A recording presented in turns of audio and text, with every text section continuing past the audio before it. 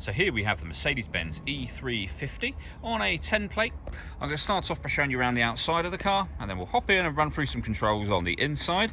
From the outside though, you can see it's a two-door car with those black alloy wheels. Let's start off inside the boot and then work our way around the rest of the car from there.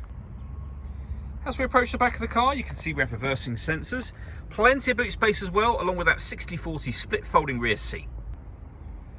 Okay, so we're just going to work our way back round to the front of the car, and then we'll hop in and run through some controls on the inside. But now that we've done a full circle of it, you can see it's in excellent condition the whole way round. Just briefly before we climb in, I think this is what we're seeing the interior from this exterior point of view. There's plenty to run through on the dashboard, so let's hop in and we'll do that now.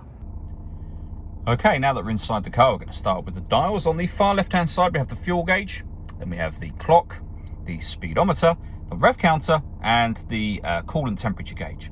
Within the speedometer, you can see the total miles for the car. They're 105,242. We've also got the gear indicator on there, so it will show you what gear we're in. We are in park at the moment. This car is an automatic. We back out to the steering wheel.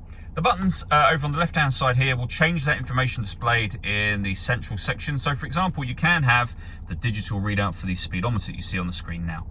We have stereo and phone controls on the right-hand side. Phone controls can't be used until after such time as you pair the phone up to the car, which is done over in the central area just here, just underneath the phone heading here. All of the movement I'm making on the screen, incidentally, is all being done using this dial. You can, if you wish to, press buttons on here. So, for example, if you want the radio menu, press radio, and you'll see you're on that menu when you come back up to the radio. In fact, that menu is the audio menu. So from there, you can access various different audio settings. You can also find your own music as well. So if you want to listen to your own music rather than radio, you can do that. Up in the top left-hand corner, we have the satellite navigation for the car. Lovely clear color display, as you can see. Very, very easy system to use. Working our way back down with the buttons I mentioned a moment ago, with the main volume for the stereo just here. And below that, we have a heated driver's seat, first of all. Heated passenger seat over on the left-hand side. You can put the vehicle into sport mode from here. If I move the gear lever out of the way, you can also see that we have got dual zone climate control. So you can adjust the passenger and driver temperature. You can increase and decrease the fan speed. You can determine what direction you'd like the air to be distributed in. Once you're happy with those settings, air conditioning is on at the minute, so off, back on again, or hit auto. The car will now maintain those temperatures by taking full control of the fan speed for you.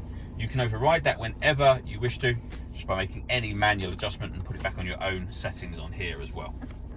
We have a storage section which opens up to reveal a 12-volt charging socket as well. The gear lever for the fully automatic gearbox, the dial I went through just a moment ago, and then controls for the electric seat. All that leaves me to say is thank you for taking the time to watch this video. If you'd like to come and see the car in person and have a test drive, please feel free to give us a call here at Glenbourne's. We'd love to hear from you soon.